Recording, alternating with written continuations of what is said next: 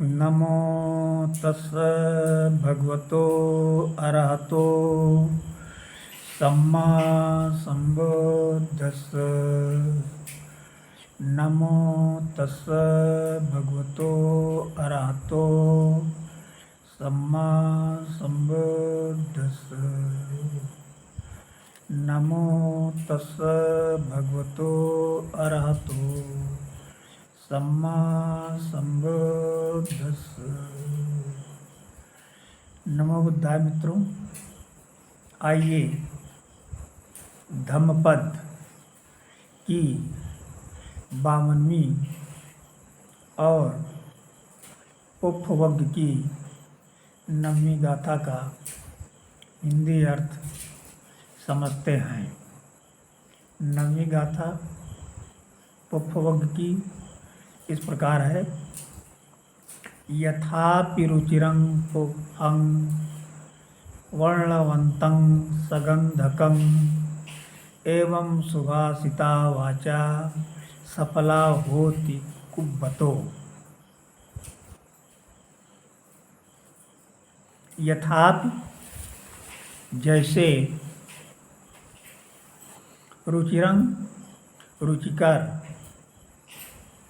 पुंहं पुष्प, वर्णवन्तं सुंदर रंगों वाला, सगंधकं गंधयुक्त, एवं वैसे ही सुभाषिता वाचा अच्छे ढंग से कही हुई वाणी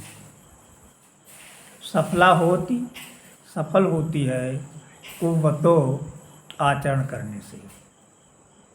अर्थात जैसे रुचिकर तथा सुंदर रंगों वाला गंधयुक्त पुष्प सार्थक होता है, वैसे ही आचरण युक्त सुंदर वाणी सफल होती है।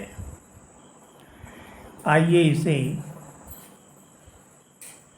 छत्रपाणि उपासक की कथा से समझते हैं कि सुभाषित वाणी गंधमय पुष्प की तरह कैसे होती है।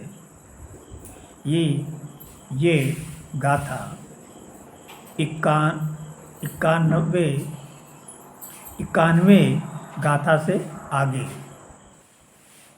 जब राजा ने कहा, चलो ठीक है, मैंने तुम्हारी बात मान ली। सुना है कि तुम इस लोक और परलोक के विषय में, उचित अनुचित के विषय में तथा त्रिपिटक के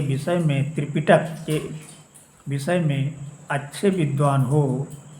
कृपया अंतःपुर में आकर रानी को धर्म कथा सुनाया करो।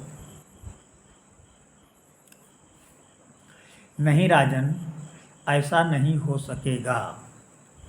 क्यों श्रीमान? राजन, राजा के महल में उचित अनुचित सभी कुछ होता रहता है, अतः वो दोषपूर्ण होता है। क्या ऐसी बात तो नहीं है कि उस दिन की सत्कार वाली घटना को याद किए हो? नहीं श्रीमान, ऐसी बात नहीं है।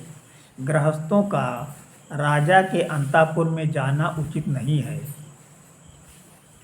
उनसे कोई अनुचित कार्य हो सकता है, अतः उचित यही होगा कि आप किसी भिक्षु को अंतःपुर में आने के लिए आमंत्रित करें और उससे धर्म कथा सुनवा लीजिए। ठीक है, तुम जा सकते हो, राजा ने कहा। उसे विदा कर राजा शास्ता के पास गया और उनसे आग्रह किया। कहा, भंते, रानी मल्लिका देवी एवं उनकी पतोहू भासव या आपसे धर्म प्रवचन सुनना चाहती हैं, अतः अच्छा होता कि आप प्रतिदिन भिक्षु संघ के साथ मेरे राजमहल में आते और धम्म कथा सुनाते। तब शाक्य मुनि ने राजा को समझाया, राजन, बुद्ध कहीं भी बनकर धर्म प्रवचन नहीं करते, इसलिए मेरे लिए संभव नहीं होगा कि प्रतिदिन तुम्हारे यहाँ आकर धर्म प्रवचन किया करूँ। अगर ऐसी बात है तो भंते किसी अन्य भिक्षु को भेज दें।